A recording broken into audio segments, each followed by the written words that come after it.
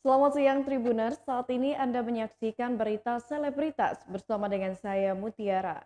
Kami akan menyajikan informasi terupdate dan menarik seputar selebritas tanah air untuk Anda. Dan inilah berita selebritas selengkapnya. Angelina Sondak nyekar makam suami usai keluar penjara. Usai bebas penjara, Angelina Sondak menyekar makam suaminya, yakni di TPU Jeruk Purut pada Kamis 3 Maret 2022. Tak sendiri, Angelina datang bersama dengan anaknya Aliyah Masyaid dan Keanu Masaid. Saat melihat pusara suami, Angelina tak berhenti menangis. Di pusara sang suami, Angelina Sondak meminta maaf. Selama berziarah di TPU Jeruk Purut, Angie tak henti sampaikan nasihat untuk Keanu Masaid, putra kandungnya. Tak lupa ia juga mengingatkan untuk memakai masker yang rapih, mengingat saat ini masih dalam keadaan pandemi COVID-19. Selain itu, tak hanya ke makam Aji saja, Angelina Sondak juga menyekar ke ayah mertua. Sayangnya, Angelina Sondak tak mau banyak bicara soal kebebasannya dan kunjungannya ke makam Aji Masyaid. Ia menjanjikan akan bicara ke awak media setelah menghabiskan waktu bersama keluarganya. Sekedar informasi, Angelina Sondak resmi ditahan di Lapas Perempuan Jakarta pada 27 April 2012 lalu. Putri Indonesia 2001 ini dipidana 10 tahun penjara atas kasus korupsi Wisma Atlet.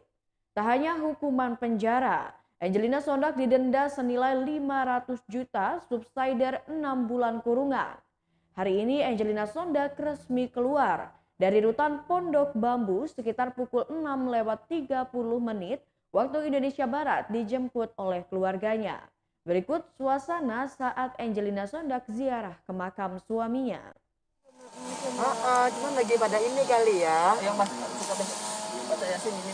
Iya mana? Tapi alhamdulillah karena udah bisa hafal Yasin. Tapi nggak apa-apa. Tapi masih dibaca sini. Pak. Ya Allah. Tapi masih rutin dibaca Yasin kan. Jangan didorong. Jadi tiap hari. Please, kami jangan minta didorong. kan tiap hari Jumat. Atau enggak pokoknya ba'da asar Kamis itu udah bisa dibaca pokoknya ba'da asar ya ba'da asar hari Kamis udah harus dibaca Yasin setiap minggu tinggal jadi tiap hari Jumat. Cuman nanti aku mau minta Pak Dasir nanti tinggal Ini Pak Nasir. Pak Dasir ya Allah alhamdulillah ini dibersihin lagi ya. Cuman kayaknya batu-batunya harus kita angkat terus kita rendam nih biar dia putih lagi. Jadi iya, ini sebenarnya tenang. Nanti ini tinggal angkat, nanti kita rendam aja pakai pemutih. Nanti besok lusa kan aku datang lagi. Apa yang di sini ditebang? Oh jadi nggak boleh ada ini. Pohon yang tinggi ya, mungkin udah tinggi banget kali ya. Si emak-emak siapa lagi sih selain Pak Dasir ada? Bu Eli kemana Bu Eli? Oh iya ya, ntar besok kita ketemu lagi. Aku titip loh ya ini bunganya ya. Kan nanti Pak Dasir kan suka bersih. Nanti Pak Haji ya, sudah akhir. Aku mau ke makamnya Papa. Bersih juga kan situ kan ya? Iya. Ini punya kali ya. Ke bawah dikit. Emang ini granitnya nggak dibersihin Pak Dasir. Ini harus di ini ya Pak Dewi ya. Harus dipoleng. Jadi dia benar-benar ya. Oke kalau udah kita ke papa ya. Buka jalan dulu, buka jalan dulu. Tar lu, mundur. Toh.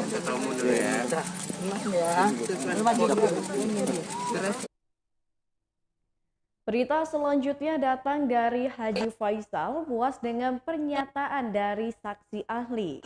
Haji Faisal memberikan keterangan terakhir terkait sidang hak perwalian Galaskai yang dilakukan di Pengadilan Agama Jakarta Barat. Dalam keterangan terakhir yang diberikan sebelum pulang, Haji Faisal mengatakan bahwa dirinya puas terhadap apa yang disampaikan oleh saksi ahli. Kakek dari Gala itu juga menyampaikan bahwa hal tersebut sesuai dengan apa yang diharapkan olehnya. Dirinya juga mengungkapkan memiliki pemikiran dan sedikit gambaran bahwa dirinya yang lebih berhak atas hak perwalian Gala. Haji Faisal juga mengungkapkan bahwa dirinya akan datang untuk persidangan yang diadakan pekan depan. Selain itu, kuasa hukum Haji Faisal juga menambahkan bahwa Haji Faisal sudah kooperatif dan memiliki iktikat baik.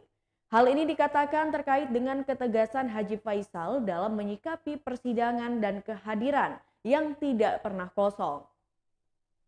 Haji Faisal juga mengatakan bahwa dirinya tidak pernah ada masalah dan siap dalam menghadapi persidangan. Menurut dirinya selama persidangan berjalan juga tidak ada pertentangan terhadap saksi ahli yang didatangkan. Haji Faisal juga menambahkan bahwa dirinya siap berperang, serta menyampaikan bahwa yang terpenting tidak melewati batas-batas hukum. Berikut wawancara dengan pihak Haji Faisal. Haji Faisal bahwa nanti Pak Haji yang lebih berhak atas. Insya Allah dalam pikiran saya akan memang seperti itu. Insya Allah. Ada lagi pertanyaan? Pak Haji untuk minggu depannya seperti apa Pak Haji? Insya Allah saya kalau sempat saya pasti ada. Karena kan udah biasanya dua kali hadir katanya Pak. Hah? Karena biasanya juga akan hadir. Ya Insya Allah kalau kita apa? Insya Allah benar-benar. Tapi kita lihat kan kondisi juga ya. Lagi Omikron ini. Kalau kita nggak demam nggak apa, Insya Allah. Laporan polisi nggak usah kasih tau dulu, Om ya? Nggak usah. Kenapa itu Bang? Silent dulu, silent. Nanti ada waktunya. Kalau udah dipanggil, baru kita rilis. Jangan ngoceh-ngoceh terlalu banyak berarti ya Om ya? Nanti kalau udah jelas ya Om ya? Gimana Bang Sandi? Enggak. Enggak, soalnya kan banyak dari mana nggak tahu banyak cerita-cerita. Makanya saya bilang mau bikin laporan polisi kapan Om? Udah ada yang laporin sambil jalan, tapi nggak tahu, belum tahu kapan. Siapa sih Bang? Nggak ada belum. Ya Om. Pokoknya tunggu tanggal mainnya Om ya. Bang Sandi lebih ke apa mungkin ini laporan hukum? Nggak ada. Ini baru ngobrol sama Om Faisal. Ngobrol aja. Baru ngobrol. Soal apa sih laporannya? Ada lah. Nanti aja pokoknya kalau dipanggil rame aja. Bang Sandi artinya Pak Haji udah mulai ngambil sikap tegas nih artinya untuk menindak. Kurang tegas apa dari awal? Setiap sidang datang, setiap kali sidang sama Oma datang. Keluarga datang semua. Kurang tegas apa beliau menjalani proses persidangan ini? Gak pernah nggak hadir loh. Hadir terus. Jadi menurut kami udah sangat kooperatif, itikat baik beliau. Siap bertemu minggu depan berarti ya Pak Haji? Ya, tanggal 9 dan tanggal 16. Saya kan nggak ada masalah saya dengan orang. Kenapa? Saya nggak siap. Apa masalah saya? Siapapun yang bawa ke saya nggak ada masalah saya ke orang. Siapa? Pak Haji, ada pertentangan nggak dari saksi yang Pak Haji hadirkan dalam sidang hari ini tadi? Nggak ada. Dari pihak Pak Dodi juga menerima saksi ahli dari Pak Haji. Hah? Dari pihak Pak Dodi yang tadi sidang menerima. Harus lah. Harus menerima kan kita kan, hakim. ya, kita kan menghadirkan kan. Terus Tidak ada keberatan berarti Pak Haji dari pihak Pak Dodi. Enggak. Besok tanggal berapa Pak? Hari apa? Tanggal 9 jamnya jam 2 juga. Oke. Jadi yang dilaporkan dan kawan-kawan. Wah, nggak tahu tuh siapa tuh. Banyak. Iya, aduh. Baik atau gimana? Waduh, nggak tahu. Pencemaran nama baik berarti ya Bang? Pokoknya kalau Pak Haji udah bikin laporan Berita selanjutnya datang dari Syifa Haju dan Rizky Nazar yang beradu akting dalam web series terbarunya. Rizky Nazar kembali muncul di hadapan publik pasca tersandung kasus narkoba pada Desember 2021 lalu. Kini ia masih menjalani perawatan rehabilitasi. Meskipun begitu, Rizky Nazar sudah dapat izin untuk rehab jalan. Sehingga kini ia bisa kembali menyapa penggemarnya sekaligus melakukan promo series yang ia bintangi. Bersama sang kekasih yakni Syifa Haju, Rizky Nazar melakukan konferensi pers bersama terkait series berjudul 17 Selamanya. Dalam konferensi pers tersebut, Syifa Haju mengakui justru merasa canggung saat beradu akting dengan pacarnya, yakni Rizky Nazar di dalam web series 17 Selamanya. Diakuinya merasa aneh berbicara logat formal dengan Nazar saat syuting web series tersebut. Lebih detail lagi, Syifa Haju selalu ingin tertawa tiap kali berada di satu set dengan Rizky Nazar. Raut wajah bahagia ditunjukkan Syifa Haju ketika dirinya menjalani jumpa pers series bersama dengan kekasihnya Rizky Nazar. sebab ini menjadi aktivitas perdana Rizky Nazar pasca pulang dari tempat rehabilitasi narkoba. Rizky Nazar sudah diizinkan pulang tapi masih harus menjalani rawat jalan dan menyisakan 2 pertemuan lagi. Berikut wawancara dengan Syifa Haju dan Rizky Nazar. Wah, aduh, Bener malu sih, deh itu dilihat agak aneh ya. Iya, soalnya kan mungkin kalau sama lawan main aku yang lain selain dia tuh aku mau adegan jadi orang gila juga ya udah gitu. Kalau di depan dia kan kayak aduh gimana ya gitu. Agak-agak gimana gitu. Kayak lucu aja kayak acting kan biasa sehari-hari juga karena kita udah sering. Iya makanya kayak ngobrol tiap hari ya gini-gini aja terus tiba-tiba main. Itu jadi kayak mau lucu iya, ya, ngomongnya baku lagi kan kayak Putra. Kan pengen ketawa gitu kan. Itu sih yang lebih tantangan juga buat aku. Bukannya malah enak, tapi malah canggung ya? Kenapa? Enak sih enak pasti syuting sama Rizky karena kan ya udah nggak ada gap lagi lah istilahnya gitu untuk discuss apa-apa juga aku gampang ke dia cuman nggak canggung sih lebih kayak ke nggak biasa aja gitu. Suka sharing-sharing juga nggak sih? Suka Dalam chemistry gitu. Iya. Ya kalau nggak bangun chemistry ya nggak usah lah ya. Sama pemain lainnya. Iya mungkin kalau sama pemain lain mungkin susahnya juga karena di sini tuh mayoritas adalah pemain senior gitu. Jadi aku pribadi mungkin biasanya drama remaja seri-seri gitu romance dikelilinginnya sama anak-anak seumuran aku atau bahkan di bawah aku sekarang banyakan. Tapi sekarang pas 17 samanya dikelilinginnya sama pemain senior justru padahal drama remaja. Jadi seru juga sih buat aku karena obrolannya beda gitu. Biasanya di base camp ngobrolinnya apa gitu, heboh-hebohnya anak muda kan. Tapi ini kayak dikelilinginnya sama senior tapi seru banget sih, jadi berasa kayak apa ya, berasa diemong gitu. Ada lagi sebelum kita tutup? Kalau kalian punya kesempatan untuk 17 tahun apa yang ingin kalian lakukan? Maksudnya kita jadi 17 tahun terus kayak si Dawai. Aku sih nggak tahu ya sejujurnya. Berita selanjutnya, Aska Ongi tutup pintu damai untuk Alif Ali. Selebgram Aska Ongi menutup rapat-rapat pintu damai dengan mantan suaminya yakni Alif Ali. Hal tersebut merupakan buntut dari sikap yang dilakukan oleh Alif Ali atas perlakuannya yang telah melewati batas. Aska meminta agar Alif Ali tanggung jawab atas perbuatannya yang berujung penetapan sebagai tersangka. Selain itu, setelah lama menunggu hingga 2 tahun lamanya, atas laporan tersebut akhirnya terbayarkan lewat penetapan dan penahanan terhadap Alif Ali. Dirinya pun kekeh ingin memenangkan mantan suaminya itu. Sebagai informasi, dugaan pemalsuan dokumen muncul ketika Aska Ongi ingin membuat akta kelahiran anak di Dinas Kependudukan dan Catatan Sipil Jakarta Selatan. Namun hal tersebut ditolak lantaran domisili Aska Ongi berganti ke Jakarta Pusat. Dari situ kecurigaan Aska Ongi muncul. Ia menduga mantan suaminya itu telah memalsukan KTP untuk membuat akta kelahiran buah hatinya. Laporan atas Alif Ali didaftarkan sejak tahun 2020 silam di Polda Metro Jaya. Namun saat ini aktor asal negeri jiran Malaysia itu telah ditetapkan sebagai tersangka. Tak hanya itu, polisi pun segera melakukan penahanan terhadap adik Miller Khan ini. Berikut wawancara dengan Aska Ongi dan kuasa hukumnya. Karena sudah sesuai dengan yang saya mau, dia ditahan dan dia harus mempertanggungjawabkan apa yang diperbuat. Aska ada rencana bertemu dengan Alif nggak sih? Aska ini kan rentetan masalahnya kan berlarut-larut nih, sampai sekarang sudah dijadikan tersangkanya. Ada kayak mau damai nggak sih Bang gitu, maupun kalau misalnya Alif minta maaf kepada pihak Mbak Aska gimana nih Bang? Ya, terkait dengan upaya perdamaian ya, saya juga per hari ini tadi pagi sempat menerima chat WA dari salah satu kuasa hukumnya. Kita mengambil sikap karena permasalahan ini sudah berulang. Awalnya dulu ketika ada laporan KDRT yang kemudian sudah dicabut. Kemudian masalah ini terus bergulir. Maka itu kita mengambil sikap sampai dengan saat ini belum ada pintu untuk perdamaian. Kita tetap ingin kasus ini berproses sampai ke pengadilan. Masa gimana melihat ini kan banyak juga sebelumnya banyak ditipu juga nih sama Khalif nih, ada orang Alexandra juga. Lihatnya gimana sih dari Kak sendiri, ini menjadi pelajaran atau gimana?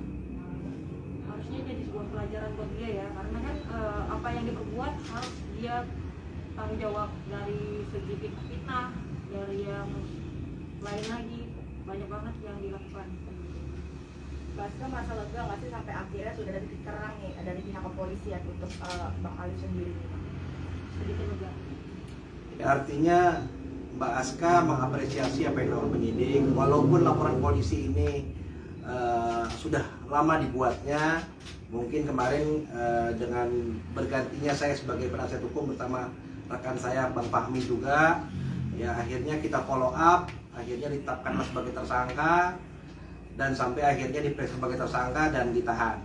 Jadi apa ya harapan Aska selama ini tidak percuma lapor polisi, bahwa alhamdulillah telah ditetapkan tersangka dan kita harapannya segera diproses sampai ke pengadilan.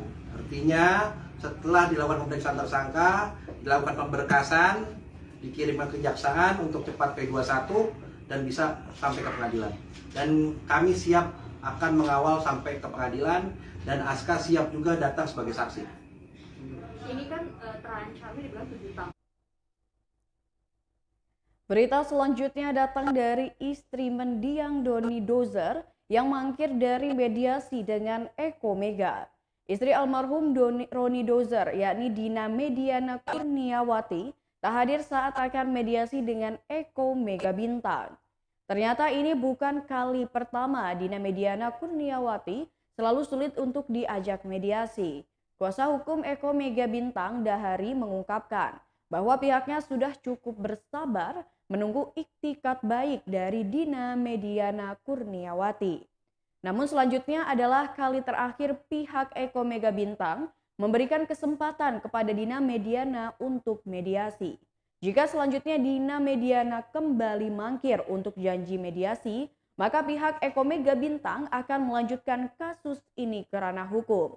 Seperti yang diketahui, Eko Mega Bintang melayangkan somasi kepada istri almarhum dari Roni Dozer, yakni Dina Mediana Kurniawati. Hal tersebut dikarenakan adanya dugaan kasus pelanggaran kontrak kerja yang dilakukan oleh almarhum Roni Dozer semasa hidup, di mana proyek tersebut merupakan 2 program televisi bertema kuliner dan horor. Akibatnya, pihak Eko Mega Bintang mengalami kerugian mencapai ratusan juta rupiah. Berikut wawancara dengan pihak Eko Mega Bintang. Jadi gini ya, mohon maaf sebelumnya saya memang nggak bisa datang hari ini karena ada keperluan yang mendadak, bukan tidak tapi cuma sudah saya serahkan ke lawyer gitu ya. Bukan saya tidak kooperatif, tapi terjadi semuanya ada disesatkan. Dan saya yakin juga suami saya tidak seperti itu. Jadi mohon pengertian juga. Nanti kita schedule mungkin dalam waktu ini belum bisa saya kerja. Waktunya kapan ini? Jadi kita dari pihaknya kuasa hukum maupun saya juga akan ada kepastian waktu kayak gitu. Iya, dalam lama 1-2 hari ini kita ketemu dengan lawyer saya juga, sama Mas Eko juga, sama dengan Mas Eko juga seperti itu. Jadi saya mohon pengertiannya juga, bukan tidak kooperatif, sekali lagi mohon maaf, tapi hari ini pas banget schedule saya juga ada schedule yang lebih penting gitu ya. Itu aja sih. Mohon maaf para media ya, bukan. Tapi saya sudah ada kan di situ ya. Ada Mbak? Ada. Hadir. Ya. Kalau emang waktu dalam Akan ke juga. Nanti 1-2 hari ini saya akan menemuin Mas Eko. Gitu aja. Mbak, mungkin kalau tadi bilang kan dalam waktu dekat ini mungkin bisa dipastikan untuk tanggal dan waktunya mungkin. Gimana? Tanggal dan waktunya kapan Pak? Kan tadi bilang dalam waktu dekat ini nih. Hari apa? Tanggal dan waktunya aja. Tanggal dan waktunya kalau bisa. Kan tadi bilang dalam waktu dekat ini, mungkin kapan pastinya mungkin Pak?